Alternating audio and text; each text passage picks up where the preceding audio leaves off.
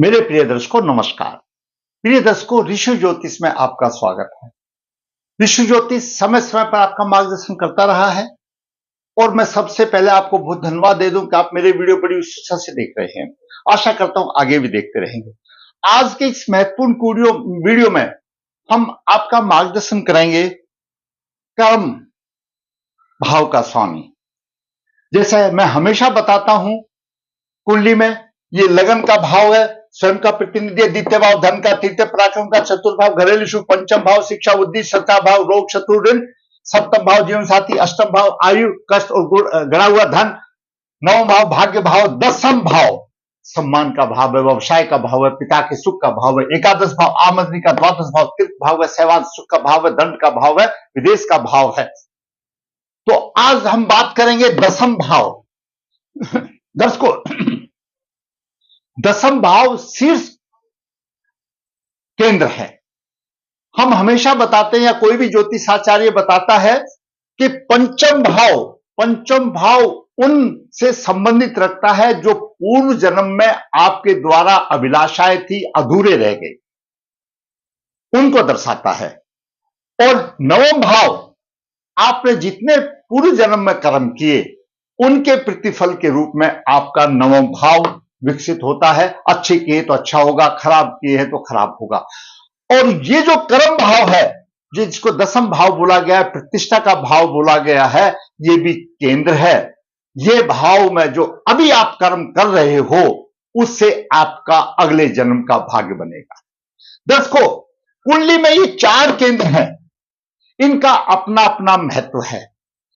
कर्म भाव, दसम भाव, राज का भाव, मान सम्मान का भाव, प्रतिष्ठा, आजीविका, कर्म आदि, पिता के सुख आदि कई चीजों का भाव है। इनके कई महत्व बिंदु हैं, उनसे जाना जाता है।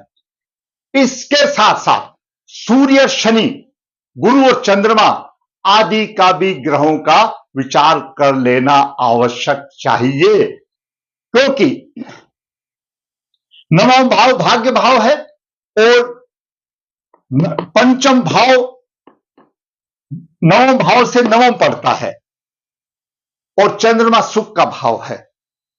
तो ये गुरु भी अधिपति है कालपुरुषी में, नवम राशि भाग्य भाव का, दसम भाव का शनि अधिपति है कालपुरुष में और सुख भाव का केंद्र है। तो इस तरह से, और सूर्य ग्रहों का राजा है, तो इनके भी अध्ययन कर लेना चाहिए। इनकी भी प्रतिष्ठा में इनका भी योगदान है। अगर इनकी शुभ स्थिति है तो ही आपको प्रतिष्ठा अच्छी मिलेगी, अशुभ स्थिति में नहीं मिलेगी। इन चारों की बलवान स्थिति जातक को राज्य में पद आदि सम्मान दिला सकती है। उनके ऊपर विचार जरूर कर लेना चाहिए दसम भाव का विचार करने के लिए। अब हम साधारण तौर पर चलते हैं। ये दसम भाव ये कर्म भाव है। आपकी कुंडली किसी भी लगन की हो, कर्म भाव अगर तीसरे भाव में है, कर्म भाव का स्वामी तीसरे भाव में है, छठे भाव में है, अष्टम भाव में, द्वादश भाव में है, तो परेशानी अधिक आती है। बाकी भावों में कहीं ना कहीं जातक अपने कार्य को मैनेज कर लेता है, अपनी जीविका चला लेता है, कहीं ना कहीं सम्मान प्राप्त कर लेता है। लेकिन तीसरे भाव, छठा भाव, अष्टम और द्वादश भाव में परेशानी युक्त वातावरण में जातक जीता है। आज हम आपको बताएंगे कि आपका कर्म भाव का स्वामी कौन से भाव में है। लगन चाहे कोई भी होने दो। तो शुरू करते हैं।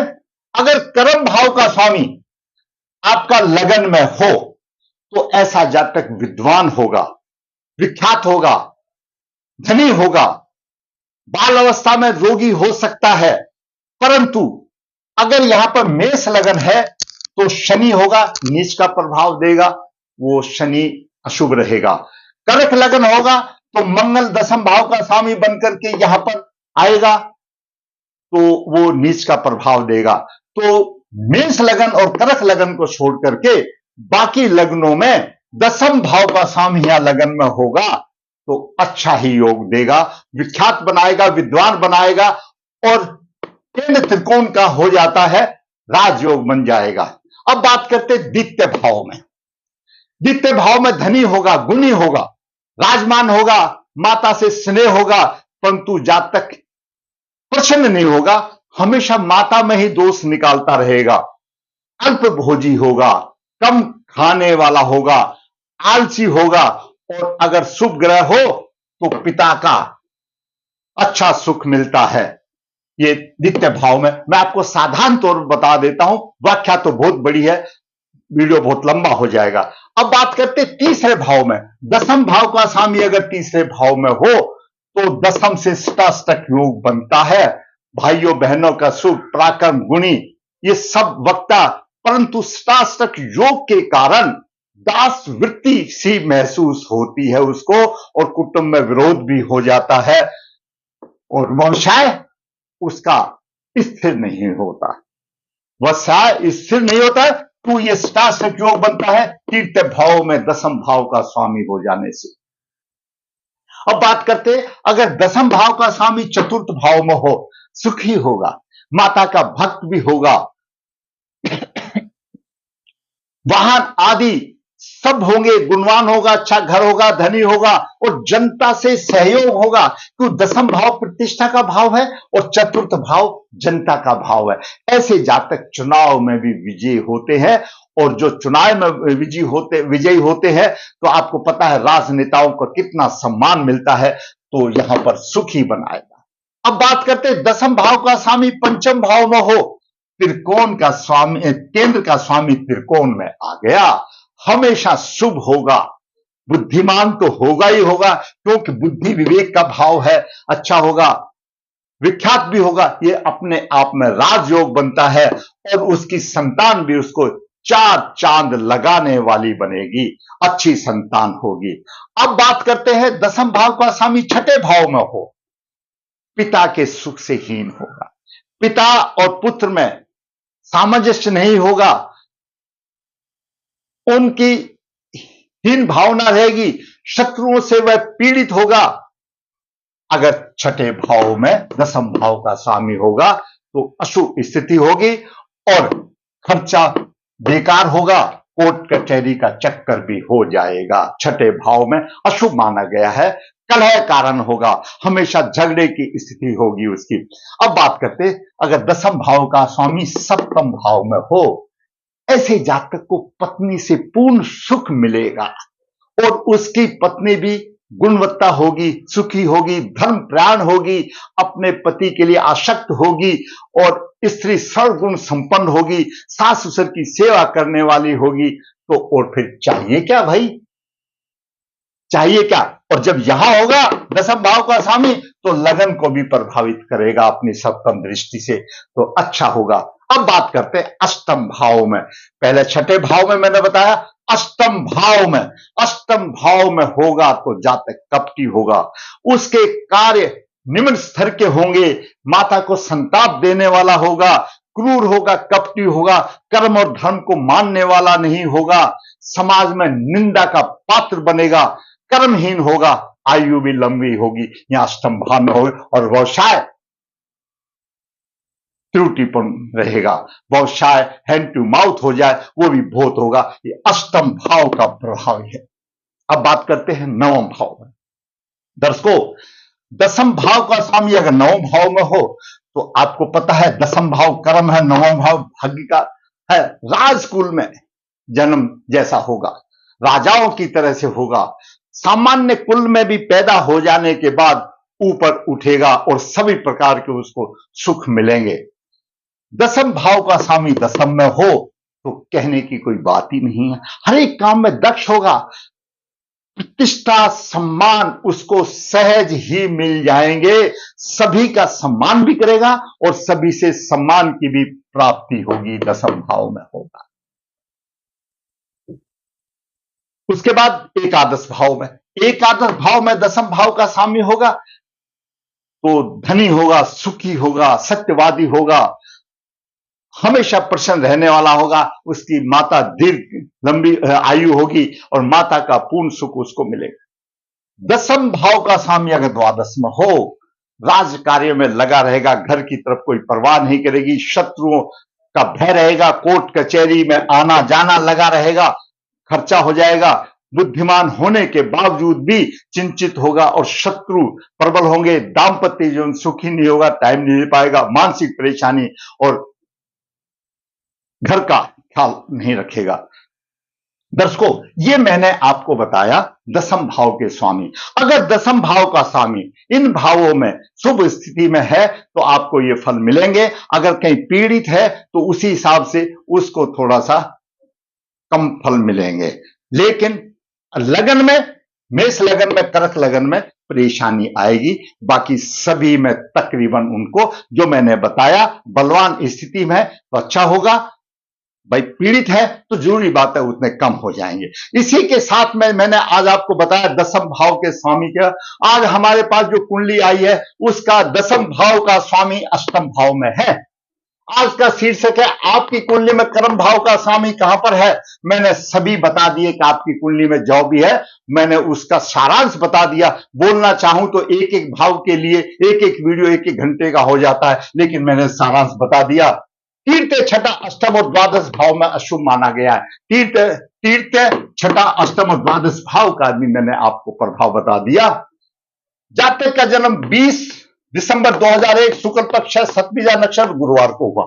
जन्म के समय पर कर्क लगन हुआ, 15 डिग्री राजमान है। पंचम भाव में शुक्र 58 डिग्री लेकर के, छठे भाव में केतु की 3 डिग्री है, राहु की भी 3 है तो केतु की 3 होती है। सूर्य पीड़ित है, बुध अस्त है, शुक्र और बुध अस्त है। अष्टम भाव में लग्नेश चंद्रमा भी है और दसम भाव का स्वामी भी है। देखिए कितनी विडंबा हुई है, यानी लग्नेश और कर्म भाव के स्वामी की युति बड़ी राजयोग कारक बनती है। अगर ये अष्टम छठे इनमें ना हो करके कहीं पर भी बन जाती तो कितना बलशाली जीवन होता। क्यों? लग्नेश और कर्मेश की युति है, लेकिन अष्टम भाव में आ गई।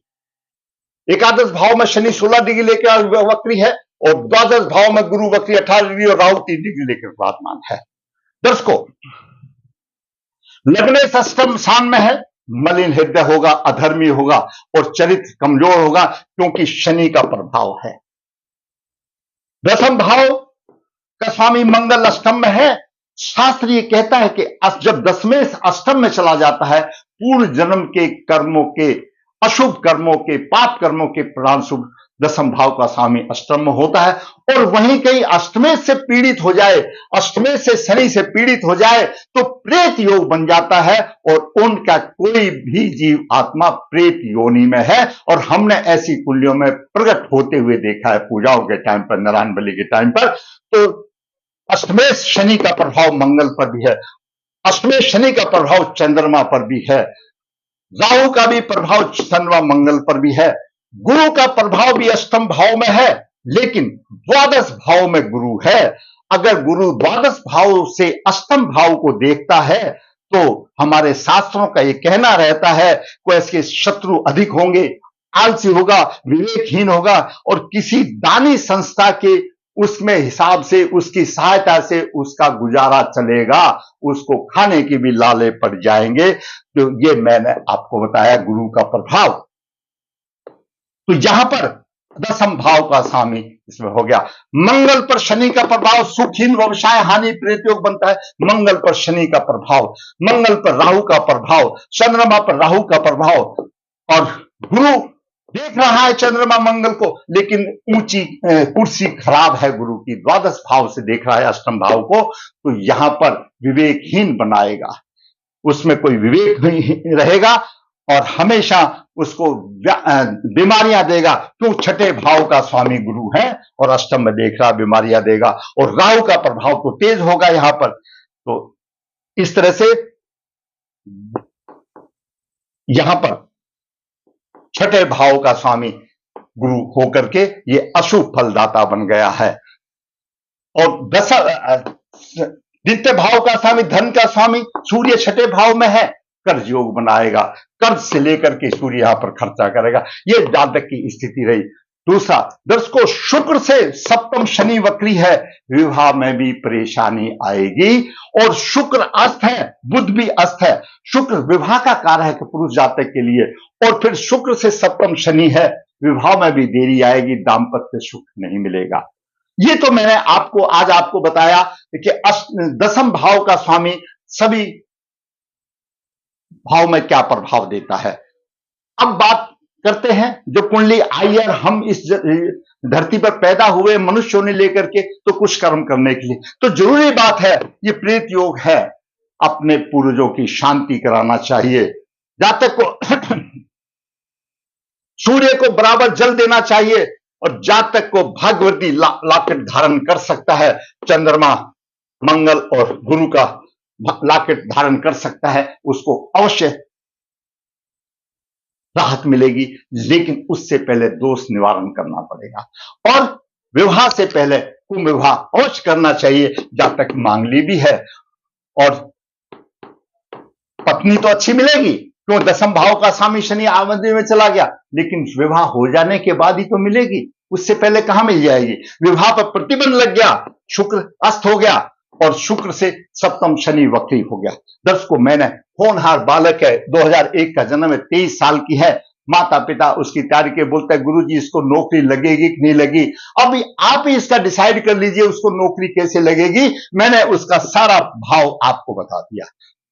दर्शकों, मैंने शास्त्रों के अनुसार होना प्राशर शास्त्रों के अनुसार मैंने जातक की कुंडली का विश्लेषण किया। इसमें हमारे महान ज्योतिषकारों के जो विचार थे वो भी मैंने इंक्लूड किए ताकि आपका मार्गदर्शन और अच्छी तरह से हो जाए। अगर आपको लगता है कि वीडियो किसी हमारे जवान के लिए, किसी हमारे बेटी के लिए, किसी भाई के लिए अगर ये मार्गदर्शन कर सकता है तो इसको लाइक अवश्य करें। मैंने हमको पहले भी आपको कहा, अब जो मेरा वीडियो देखते हैं आप उसको लाइक कीजिए, कमेंट्स कीजिए, ताकि आपका लाइक करना मेरा मनोबल ऊंचा उठाता है, कमेंट्स करना मेरा मनोबल ऊंचा। आपको जैसा लगा लिख दीजिए, खराब लगा तो खराब लिख दीजिए, कोई दिक्कत नहीं है।